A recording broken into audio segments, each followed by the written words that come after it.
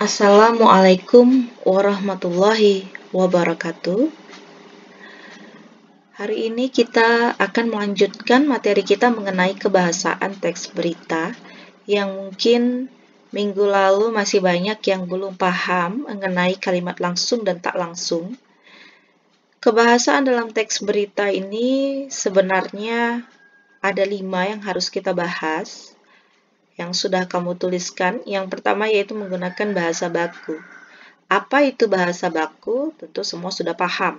Kalau kamu cari di internet bahasa baku dan tak baku, maka akan ketemu beberapa pembendaraan kosakata baku dan tak baku. Yang mana yang baku dan yang mana contoh tak baku. Ya.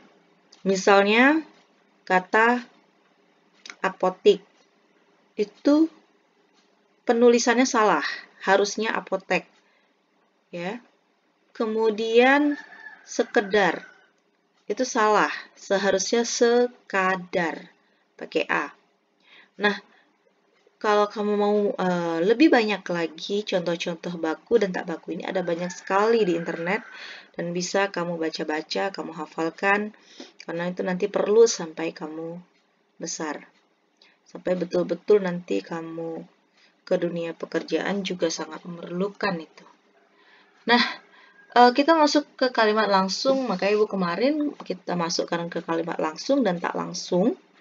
Kalimat langsung dan tak langsung ini banyak sekali yang tak paham apa itu pengiring dan apa itu kalimat langsung itu sendiri, gitu ya. Jadi hari ini Ibu akan memberikan penjelasan terlebih dahulu atas ketidakpahaman kamu dengan penjelasan video yang minggu lalu, yaitu kalimat langsung dan tak langsung. Tetapi sebelumnya, dari kelima teks kebahasaan yang ini, kita sebetulnya hanya akan mempelajari mengenai yang poin 2, kalimat langsung dan tak langsung. Kemudian, poin 3, penggunaan konjungsi bahwa. Dan poin 4, penggunaan kata kerja mental. Jadi, kalimat konjungsi bahwa kita tiadakan dulu. Jadi sekali lagi yang mau kita pelajari yaitu mengenai poin 2, kalimat langsung dan tak langsung. Poin 4, penggunaan kata kerja mental. Dan poin 5, fungsi keterangan waktu dan tempat. Jadi konjungsi bahwa nanti saja dulu. Nah, itu penjelasannya ada nanti. Kita masuk ke yang 2, 4, dan 5 dulu. Karena bahwa ini sebetulnya sudah ada juga di kalimat tidak langsung. Ya, kata bahwa ini sudah ada dipakai di kalimat tidak langsung. Jadi nanti ini masuknya ke kalimat langsung dan tak langsung. Poin 4 dan poin 5 itu wajib kamu kuasai. Nah, dari kelima teks bahasan itu, berarti kita hanya membahas 3, yaitu kalimat langsung dan tak langsung, kemudian kata kerja mental, dan keterangan waktu dan tempat. Nah, sekarang penjelasan mengenai kalimat langsung dan tak langsung. Apa itu kalimat pengiring? Dan maksudnya seperti apa? Lalu apa yang membedakannya dengan kalimat langsungnya? Gitu. Nah, kalimat langsung itu adalah kalimat yang diucapkan langsung oleh si tokoh. Contohnya seperti ini. Banjir tersebut sedang dalam penyelidikan lebih lanjut. Jawab kepala kepolisian setempat. Di dalam kalimat ini ada pengiring dan ada kalimat langsungnya. Yang mana kalimat langsungnya? Yaitu ini. Yaitu kalimat yang diucapkan. Oleh siapa? Oleh si tokoh. Siapa tokohnya? Kepala kepolisian. Lalu mana pengiring? Jawab kepala kepolisian setempat. Kenapa dikatakan pengiring? Karena merupakan kalimat yang tidak diucapkan. Tetapi kalimat yang menjelaskan, menerangkan kalimat langsung itu. Apa yang diterangkan? Yaitu yang menjawab kalimat langsung adalah si kepala kepolisian. Jadi dia bukan kalimat langsungnya, tetapi keterangannya. keterangan bahwa yang menjawab, yang mengatakan itu adalah kepala kepolisian. Itu yang dinamakan dengan pengiring. Pengiring ini sangat penting fungsinya di dalam kalimat langsung. Kenapa? Kalau tidak ada pengiring, kita tidak tahu siapa yang mengucapkan kalimat langsung ini. Siapa yang langsung mengucapkan, siapa yang melisankannya. Nah, pengiring bisa diletakkan di depan. Kalau berganti di depan, maka subjeknya, kepala kepolisian, harus terletak di depan. Kepala kepolisian menjawab. Subjek dulu, baru predikat. Predikat itu apa? Kata kerja. Menjawab itu adalah kata kerja. Kepala kepolisian menjawab, koma. Komanya di luar. Perhatikan, di sini komanya terletak di dalam tanda petik.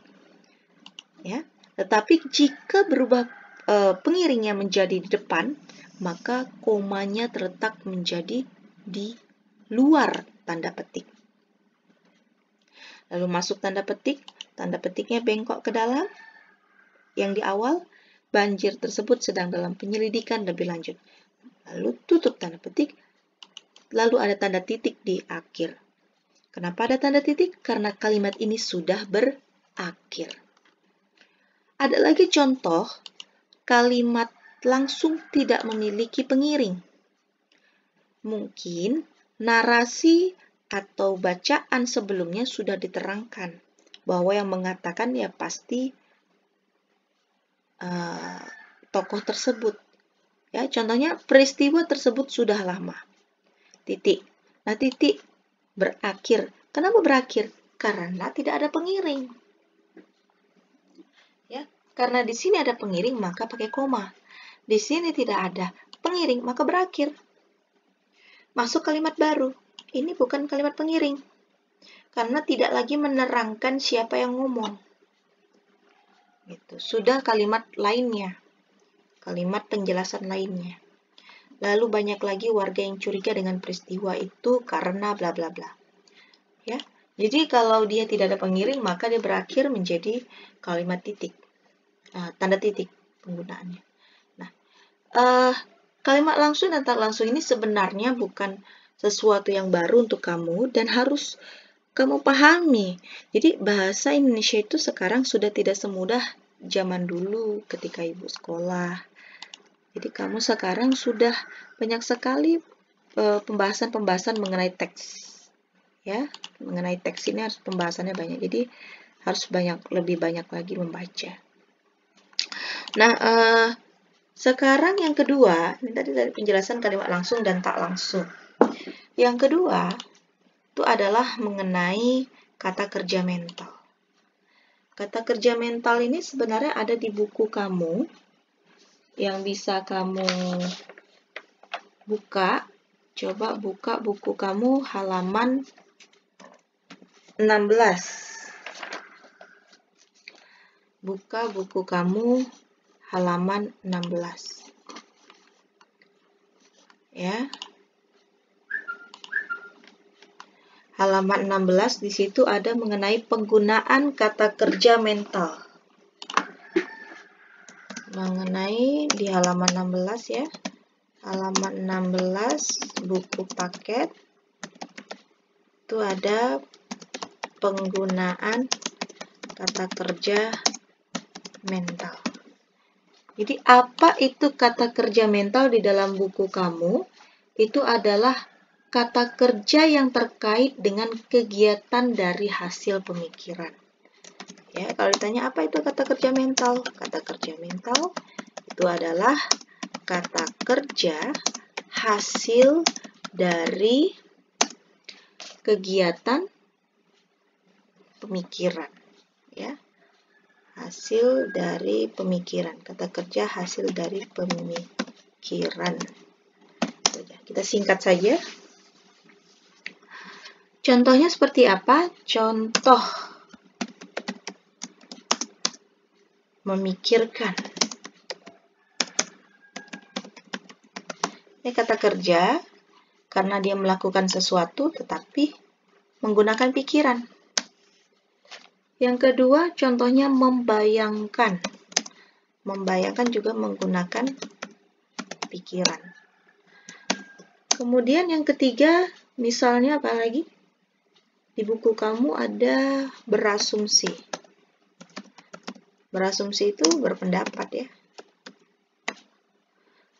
Pendapat. Lalu ada lagi beranalogi misalnya.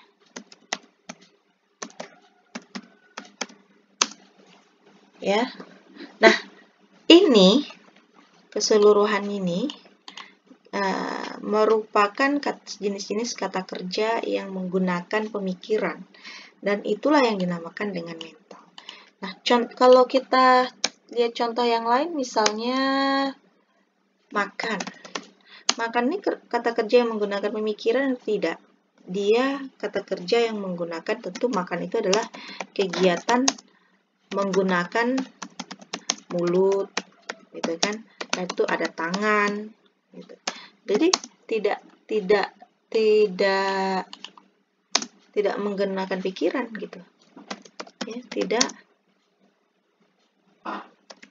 berupa pemikiran.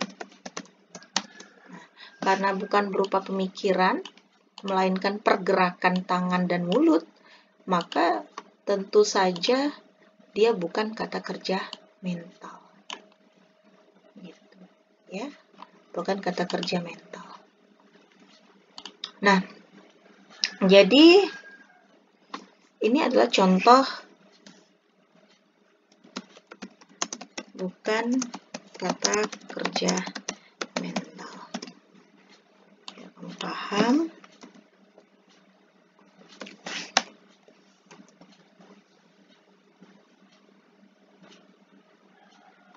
Oke. Nah, jadi kalau kamu menemukan nanti lagi jenis-jenis kata kerja yang lainnya yang menggunakan pemikiran, maka itu dinamakan dengan kata kerja mental. Oke. Nah, yang selanjutnya adalah penggunaan fungsi keterangan waktu dan tempat. Ya. Fungsi keterangan waktu dan tempat. Keterangan waktu dan tempat. Mungkin keterangan waktu ini sudah pernah kamu pelajari di kelas sebelumnya. Contohnya, kalau kamu mengatakan waktu adalah hari ini.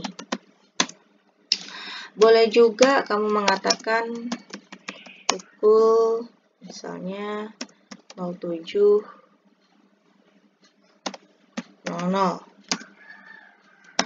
Bisa juga kemarin, besok, bisa juga pada suatu hari, ya, dan lain-lain. Masih banyak lagi. Jadi yang menyatakan waktu, menerangkan waktu, itu keterangan waktu. Keterangan tempat, tentu kamu sudah paham di kelas-kelas sebelumnya. Ya, jadi tinggal mengulang saja. Keterangan tempat ini contohnya di rumah, misalnya. Kemudian, apalagi contoh keterangan tempat? Misalnya,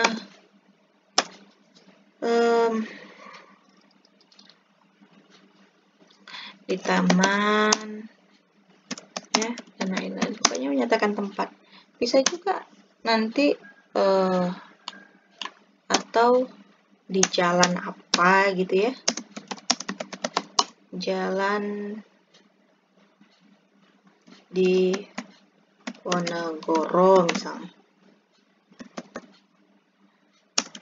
Nah, itu kan menyatakan tempat, dan masih banyak lagi. Nah, ini keterangan waktu dan keterangan tempat, ya. Jadi sudah paham. Nah, yang mungkin tadi belum kita jelaskan adalah mengenai kalimat tak langsungnya, ya. Kalau kalimat langsung kamu mungkin sudah paham, kalimat tak langsungnya ini yang mungkin kamu belum pahami. Oke. Nah, kalimat tak langsung ini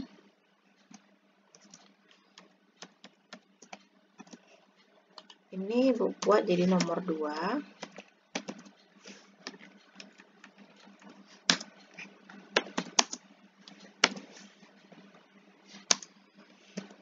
Yaitu kalimat yang tidak langsung diucapkan.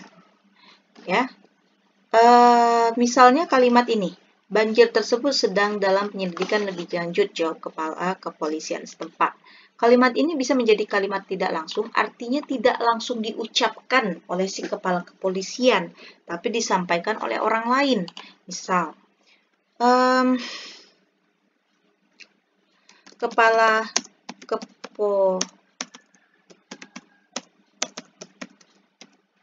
kepolisian mengatakan bahwa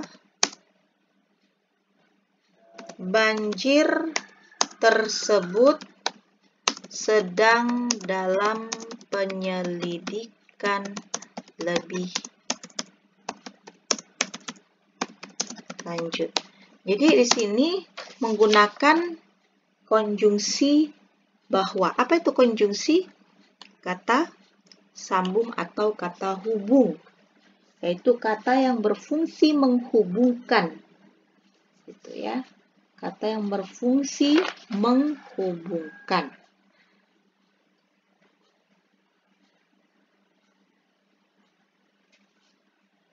Oke. Jadi kata bahwa inilah yang akan kita gunakan untuk menghubungkan antara satu hal dengan hal yang lainnya, yaitu menghubungkan antara kepala kepolisian dengan kalimat yang dikatakannya. Tetapi sudah menjadi kalimat tidak langsung karena sudah tidak diucapkan secara langsung. Tidak dipercakapkan dengan si kepala kepolisiannya lagi. Tetapi sudah disampaikan secara tidak langsung oleh si penulis. Gitu. Ya. Jadi kata bahwa menggantikan fungsi daripada tanda petik itu sendiri. Karena dia sudah diucapkan secara tidak langsung. Oke. Nah, mungkin untuk lebih lanjutnya nanti akan ada beberapa pertanyaan dari Ibu. Ada soal sedikit mengenai ini, ya. Dan bisa kamu jawab dengan teliti. Sehingga tidak ada lagi yang menjawab asal seperti minggu kemarin. Karena kita sebentar lagi akan ulangan. Sekian dan terima kasih. Assalamualaikum warahmatullahi wabarakatuh.